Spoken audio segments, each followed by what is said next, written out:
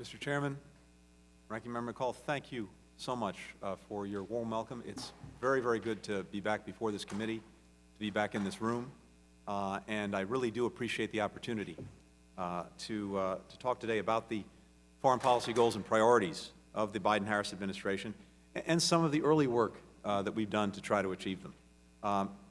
As I've said before, I am committed to working with Congress on the takeoff and not just the landing. I hope the administration's recommitment to working with you will usher in a new era of trust, cooperation, understanding between the executive and legislative branches. And I come to this because I work for a president who believes deeply in it, and having had the experience of working in that lesser body down the street on the Foreign Relations Committee, it's something that I feel personally myself.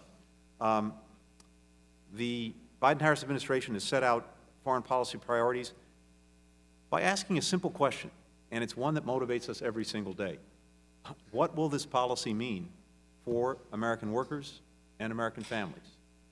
And with that in mind, we set out the following priorities: stopping COVID-19 and strengthening global health security, so a crisis like this never happens again; building a more stable and inclusive global economy that delivers security and opportunity for as many Americans as possible; renewing democracy at home and abroad, because strong democracies are more stable, more open, more committed to human rights, less prone to conflict, and a more dependable market for our goods and services; working to create a humane and effective immigration system, because strong borders are fundamental to our national security, and welcoming immigrants is core to our national identity; revitalizing our ties with allies and partners, because these relationships really are force multipliers and a unique asset for the United States; tackling the climate crisis and driving a green energy revolution, because effectively dealing with climate change is essential to the health of our people, our economy, our security, and our planet; securing our leadership in technology, because it's critical to thriving in the global economy and because we need to strengthen our defenses against bad actors; and managing our relationship with China, the biggest geopolitical test of the 21st century. With those priorities in mind, here are some of the actions we've taken in the first 50 days of this administration.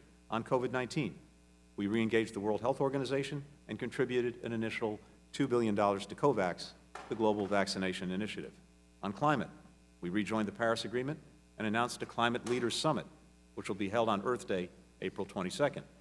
On our allies and partners, we held the first ministerial meeting of the Quadrilateral Security Dialogue between us, Japan, Australia, and India, and we will hold a leader-level summit this week on Friday.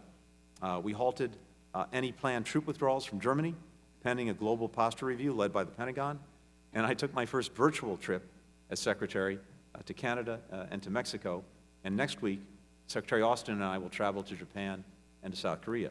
On immigration, we overturned the discriminatory Muslim and African travel bans. We rescinded the zero-tolerance executive order on migrant family separation, and we sent the U.S. Citizenship Act of 2021 to the Hill to modernize our immigration system. On refugees and asylum policies, we rescinded harmful executive orders on refugee resettlement and announced a new refugee admissions target of 125,000 people for fiscal year 2022. We suspended the asylum cooperative agreements with the governments of El Salvador, Honduras, and Guatemala. We reinstated deferred enforcement departure to Liberians and granted temporary protected status to Venezuelans already in the United States. On democracy and human rights, we joined the UN Human Rights Council as an observer. We put into effect the presidential proclamation that U.S. diplomacy protect the human rights of LGBTQI people worldwide.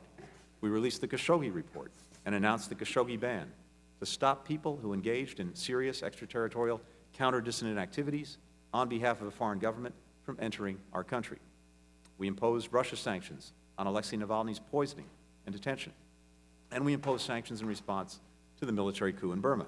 On public health, we rescinded the Mexico City policy prioritizing sexual and reproductive health, including funding for the UN Population Fund.